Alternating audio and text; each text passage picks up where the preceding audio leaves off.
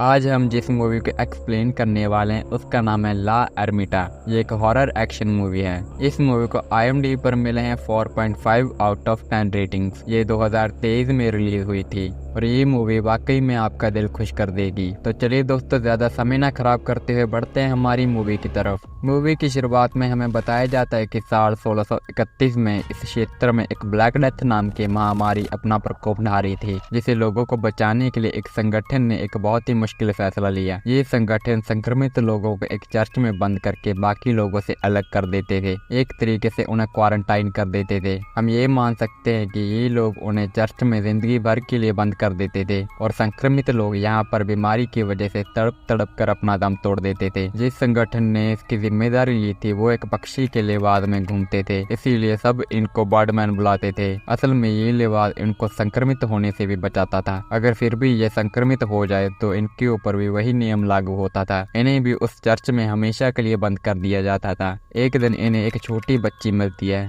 जिसका नाम था यूसोवा, जो कि इस बीमारी से जूझ रही थी। बर्डमैन उस बच्ची को उसकी माँ से छीनकर उस चर्च में बंद कर देता है और जब ये लोग उसे चर्च में बंद करने के लिए लेकर जा रहे थे तभी इस बच्ची की डॉल बाहर गिर जाती है और इस बच्ची का अपने डॉल से कुछ ज्यादा ही लगाव था, जिसके बाद वो बच्ची बहुत रोती है। लेकिन ये लोग कर भी क्या सकते थे, बाकी लोगों को संक्रमित होने से बचाने के लिए इन्हें ये करना ही होगा। इसके बाद साल 1995 में एक इवाना पेरेल्टा नाम की औरत यहाँ अरनजादी शहर में आती है। वो दावा करती है कि उसने इस चर्च में यीशुआ की आत्मा को रोते हुए सुना है। वो कहती है कि यीशुआ को अपनी डॉल वापस चाहिए। यीशुआ के साथ साथ यहाँ पर और भी लोगों की आत्माएं हैं जो कि बहुत ज्यादा तकलीफ में हैं। इसीलिए अरनजादी के लोगों ने अपने दरिया दिली दिखाई और हर साल 29 अक्टूबर को ये लोग इस चर्च की दीवार को गिरा देते थे और यीशुआ के लिए यहाँ पर हर साल बहुत सारी डॉल्स को चर्च में रख दिया जाता था ताकि वो इस डॉल को लेकर खेले और खुश रहे, और साथ ही साथ इन आत्माओं को थोड़ी आज़ादी भी मिल जाती थी। इसीलिए ये लोग हर साल यहाँ पर एक फेस्टिवल मनाते थे यीशुआ और बाकी आत्माओं की शांति के लिए, और ये फेस्टिवल पूरे 5 दिनों तक चलता था। मतलब कि ये दीवार 5 दिनों तक ऐसे ही गिरी रहती है और 5वें दिन इस दीवार को दोबारा खड़ा कर दिया जाता था।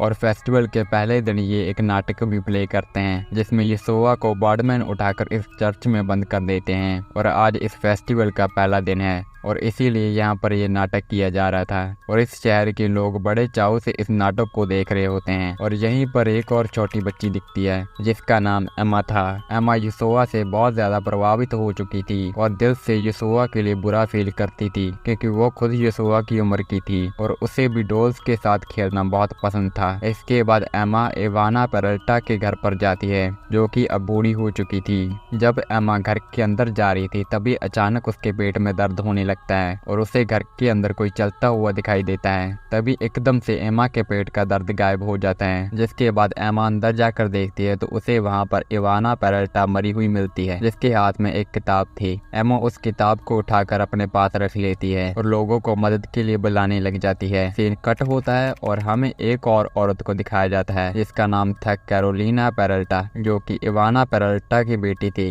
और कैरोलिना यहाँ पर अपना बिजनेस चला रही थी। वो लोगों को भूत प्रेतों से छुटकारा दिलाती थी। असल में तो ये लोगों को ठग कर उनसे पैसे ऐंठती थी, लेकिन आज इसका बैड लक ही खराब था क्योंकि जो लोग यहाँ पर आए थे उन्हें इसका सच पहले से पता था। इसीलिए वो कैरोलिना के झांसे में नहीं आते और फ्री का शो देखकर चले जाते हैं। कैरोलिना खुद भी इन बातों पर विश्वास नहीं करती थी, बस इससे उसकी रोजी रोटी चलती थी। इसके बाद कैरोलिना को इंस्पेक्टर जॉन का फोन कॉल आता है। जॉन उसे उसकी मॉम इवाना की मौत हो जाने की खबर देता है। दरअसल कैरोलिना अपनी मॉम से दूरी बनाकर रखती थी और सिर्फ फेस्टिवल वाले दिन ही उसे मिला करती थी क्योंकि उसकी मॉम तंत्र मंत्र जैसी चीजों में बहुत ज्यादा इन्वॉल्व हो चुकी थी और चर्च में मरे हुए लोगों की आत्माओं को मुक्त करने के लिए रिचुअल करती रहती थी, जिसकी वजह से इवाना ने कई बार तो अपनी बेटी को भी खतरे में डाल दिया था। इसीलिए कैरोलिना को उसकी मॉम का ये सब करना बिल्कुल पसंद नहीं होता। अगले सीन में हमें एमा को दिखाया जाता है जो रात में बिना किसी को बताए उसी चर्च में पहुंच जाती है और यहाँ पर यीशुआ की आत्मा से बात करने की कोशिश करती है और उसके पास इवाना की तंत्र विद्या वाली किताब भी थी। जब वो मंत्र पढ़ रही थी तभी वहाँ पर एक चर्च का गार्ड आ जाता है जिसे देखकर एमा वहीं पर छुप जाती है। असल में एमा आत्माओं से बात करना सीखना चाहती थी क्योंकि उसकी मॉम इस समय हॉस्पिटल में एडमिट थी और उसके बचने की उम्मीद बिल्कुल भी नहीं है। इसीलिए एमा चाहती है कि अगर उसकी मॉम मर भी गई तो वो उसके मरने के बाद भी अपनी मॉम से बात कर पाएगी। अगले सीन में एमा को जॉन उसकी मॉम से मिलवाने हॉस्पिटल में लेकर जाता है। यहाँ पर जॉन एमा की मॉम को एमा की शिकायत भी करता है कि एमा सारा दिन वहाँ गलियों में घूमती रहती है और उसे सोशल सर्विस वालों को सौंपने की राय देता है, जिस पर एमा की मॉम उसे कहती है कि वो उसे एक नॉर्मल लाइफ देना चाहती है। इसके बाद जब जॉन उसे कहता है कि तुम उसे अपने पास क्यों नहीं रखती, जिस पर एमा उसे कहती है कि उसने बचपन में अपने पिता की बीमारी में उनकी बहुत सेवा की थी, लेकिन इसके बाद भी वो बच नहीं पाए। उसने अपनी आंखों के सामने अपने पिता को दम तोड़ते हुए देखा है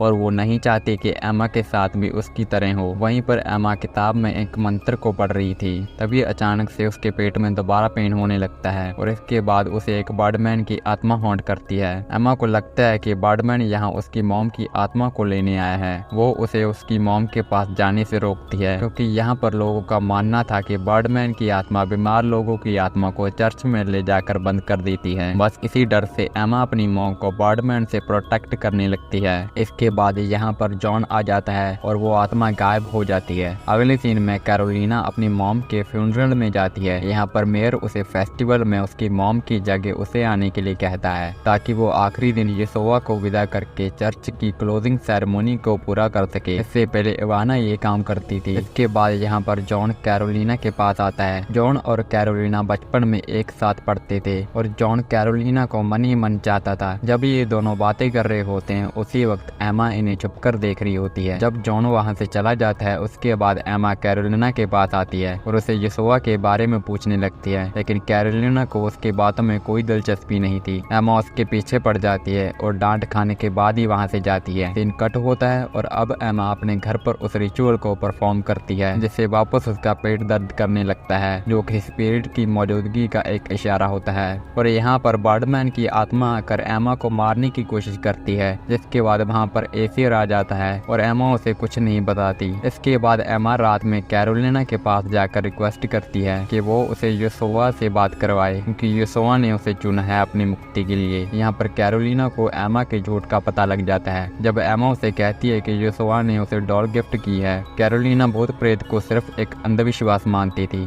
अगली सुबह जब एमा अपने स्कूल में थी वहाँ उसे दो लड़के आकर बुली करते हैं और उसकी डॉल छीन लेते हैं, जिसके बाद कैरोलिना वहाँ पर आकर उनसे डॉल को वापस लेकर एमा को दे देती है। यहाँ पर कैरोलिना ये जानने आई थी कि एमा आखिर क्यों यीशुआ से बात करना चाहती है। उसके पूछने पर एमा उसे सच बता देती है कि वो आत्माओं से बात करना सीखना चाहती है, क्योंकि उसकी मॉम बहुत बीमार है और उसे लगता है कि वो नहीं बच पाएगी। कैरोलिना उसकी भावना को समझ रही होती है, जिसके बाद वो एमा को आग और चाकू से दूर रहने के लिए कहती है, क्योंकि वो जानती है कि एमा के पास जो किताब है उसमें एक रिचुअल है जिसमें अपने आप को आग या चाकू से घाव देना होता है, क्योंकि बचपन में कैरोलिना ने भी इस रिचुअल को परफॉर्म किया था, जिसकी वजह से उसका आधा चेहरा जल गया था। वो भी एमा की तरह ही सब कुछ सह चुकी थी। बस यहाँ पर इतना फर्क है कि एमा की मॉम बीमार थी, जिसकी वजह से वो अपनी मॉम के पास रहने के लिए ये कर रही थी, और कैरोलिना की मॉम उसे टाइम नहीं देती थी और खतरों भरा काम करती थी, जिसकी वजह से वो भी अपनी मॉम को खो सकती थी और उसके बाद वो सिर्फ रिचुअल के जरिए ही उससे बात कर पाती। कैरोलिना के समझाने के बाद भी एमा घर पर दोबारा उस रिचुअल को परफॉर्म करती है,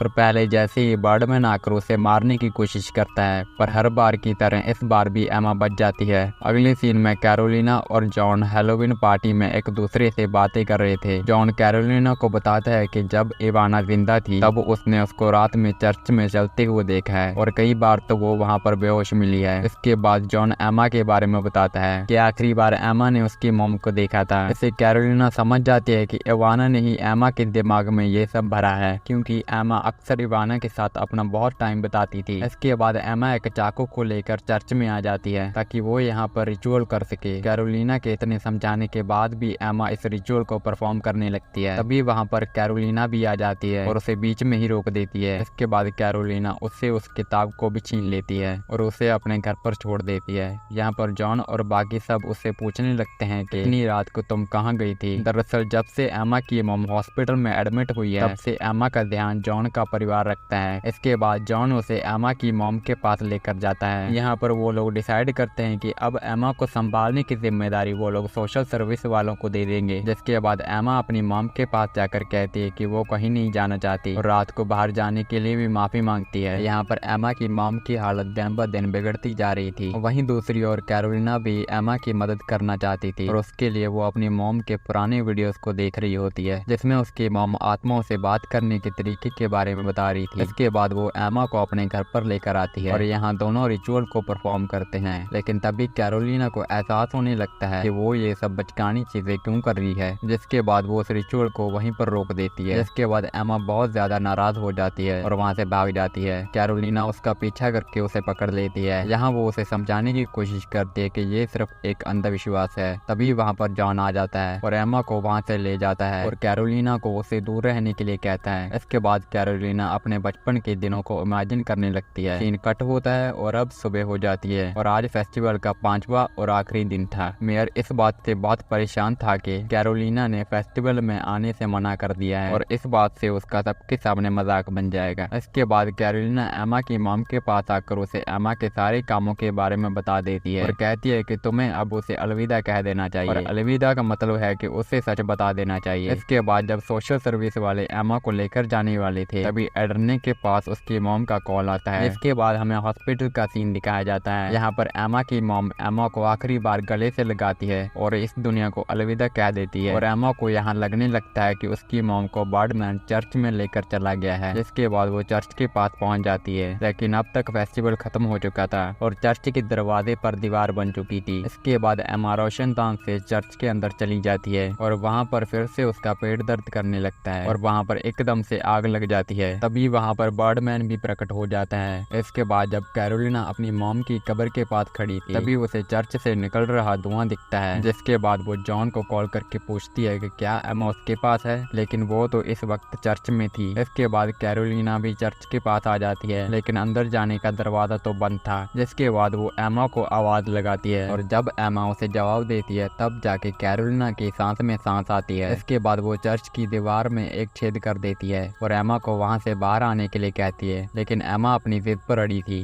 वो कहती है कि उसकी मॉम यहीं पर है और वो उसे यहाँ से आजाद करवा के ही बाहर आएगी। जिसके बाद कैरोलिना उसे कुछ बातें बताती है जिससे एमा उसे डार्क वर्ल्ड में पहुँच जाती है। वहाँ उसे बहुत सारी आत्माएं दिखती हैं जो यहाँ से आजाद होना चाहती थी और ये वही आत्माएं हैं जिन्होंने यहाँ पर अपनी जान गंवाई थी। इनके साथ साथ एमा को इवाना की स्पिरिट भी दिखती है जो उसे कह रही थी कि उसे इन्हें यहाँ से मुक्त करवाना होगा। वाकई में कैरोलिना की मॉम एक बहुत अच्छी इंसान थी जो इनके लिए इतना कुछ कर रही थी। इसके बाद एमा को यहाँ पर यशोआ की आत्मा मिलती है जो कि रो रही थी। एमा उसे अपनी डॉल दे देती है और उस डॉल को पाकर यशोआ की आत्मा बहुत खुश होती है और एमा उसे हग कर लेती है। जिसके बाद यशोआ की आत्मा को मुक्ति मिल जाती है और इसके बाद एमा बेहोश हो जाती है। तभी वहाँ पर कैरोलिना दीवार को तोड़कर अंदर आ जाती है और एमा को होश में लाती है। एमा उसे कहती है कि उसने यशोआ को मुक्त कर दिया है। जिसके बाद कैरोलिना को इस बात पर भरोसा हो जाता है। वो जान जाती है कि ये कोई मंदगढ़ंत कहानी नहीं है। इसके बाद कैरोलिना के मन में जो भी नफरत थी अपनी मॉम के लिए वो भी खत्म हो जाती है। इसके बाद ये चर्च आग से जलकर राख हो जाता है और यहाँ पर फंसी सारी आत्माओं को मुक्ति मिल जाती है। ये आत्माएं इस चर्च में बहुत सालों से कैद थी और आज जाकर इन्हें मुक्ति मिली है और ये मूवी यहीं पर एंड होती है। आपको ये मूवी कैसी लगी कमेंट कर जरूर बताना। मिलते हैं अगली वीडियो में।